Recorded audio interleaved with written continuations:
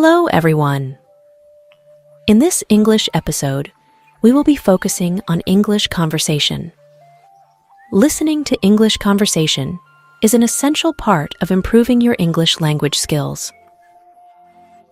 It can help you improve your listening, speaking, and comprehension skills. Our topic is the importance of English speaking skills in school education. Hey Robin, how's your English practice going? It's going well. But I wish I could improve my English speaking skills at school. If only we had more opportunities to practice there. Absolutely right. I feel the same way. If we could practice English from an early age, we'd become fluent much faster. True. So, Ronica, how do you think we can solve this problem? Well, there are several ways to address this issue. But here's the sad part. In many schools, even the teachers struggle with English. How can they effectively help students? You're right. I've heard stories about teachers who can't speak English fluently themselves. Absolutely. The first step to improving this situation is to train the teachers themselves. If they can't speak well, how can they effectively guide students? Makes sense. But what's the second solution you mentioned? Well, let's call it the English environment approach. Imagine if teachers spent a portion of their class time speaking only in English.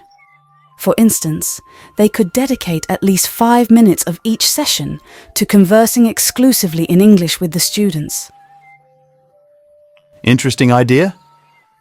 Do you think it'll really work? I'm confident it will.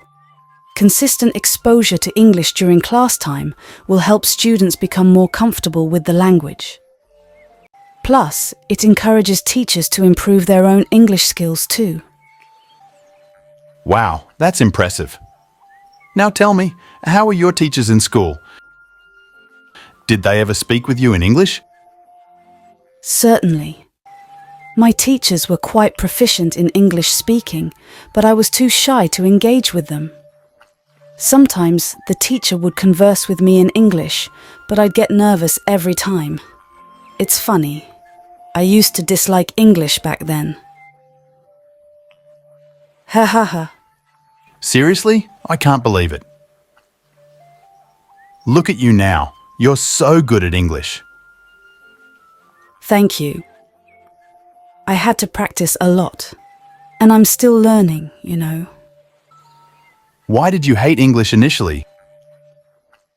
Well, one day my father and I were at the market, and we bumped into one of my teachers, a friend of my father's. He asked me a question in English, and I couldn't understand it. I felt so embarrassed in front of my father. That incident made me dislike English, but later I realized I was wrong. What an amazing story. So, what did you do afterward? I decided to change my perspective. I started loving the English language. I learned new words and practiced speaking. I even read English books aloud to improve my pronunciation. Learning new words is like collecting ingredients for a recipe. Just as you need the right ingredients to cook a delicious meal, you need a rich vocabulary to express yourself effectively in English. But it doesn't stop there. Knowing the words is one thing. Knowing how to use them in sentences and conversations is equally important. I understand, Ronica. It's not just about having the ingredients. It's about knowing how to blend them together to create something meaningful. Similarly, mastering English involves not only learning words, but also understanding their context and using them appropriately. Absolutely.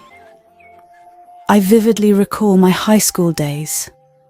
Our teachers would give us vocabulary lists to memorize from the textbook. However, the catch was that we rarely used those words in actual sentences or conversations. As a result, I struggled to retain them in my memory. You're right.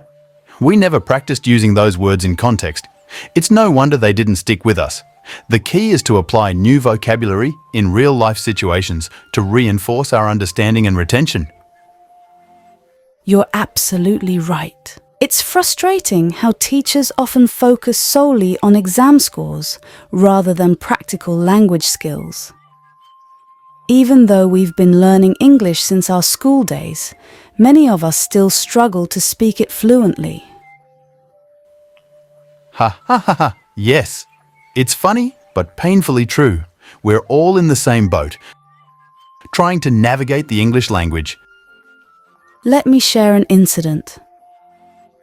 One day, a teacher asked someone to speak in English in front of the entire class. Nobody volunteered.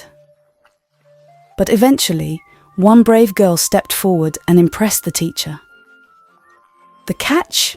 She had memorized her lines beforehand. Memorization isn't the best approach. It's much better to express ourselves spontaneously. Exactly. Students often treat English like it's rocket science, fearing every word they utter. But really, it's about practice and confidence. So true, Ronika. We need to break free from that fear and embrace the language. Let's keep practicing.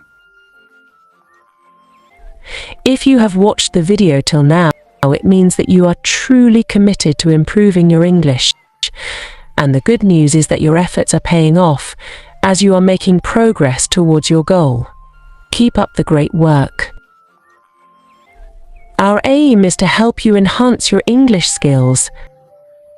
To achieve this goal, we recommend practicing the new words that were used in this conversation. We kindly request that you not skip the video, as it is crucial to learning new words regularly. Consistent practice is essential for improving your vocabulary and overall language proficiency. Let's work together to improve your English. Our sentence: We need to break free from that fear and embrace the language. certainly. In simple terms, when we say embrace, we mean to welcome, accept, and adopt something willingly. So the phrase break free from that fear and embrace the language suggests overcoming any fear related to language and being open to accepting and using it with a positive and welcoming attitude. It's much better to express ourselves spontaneously.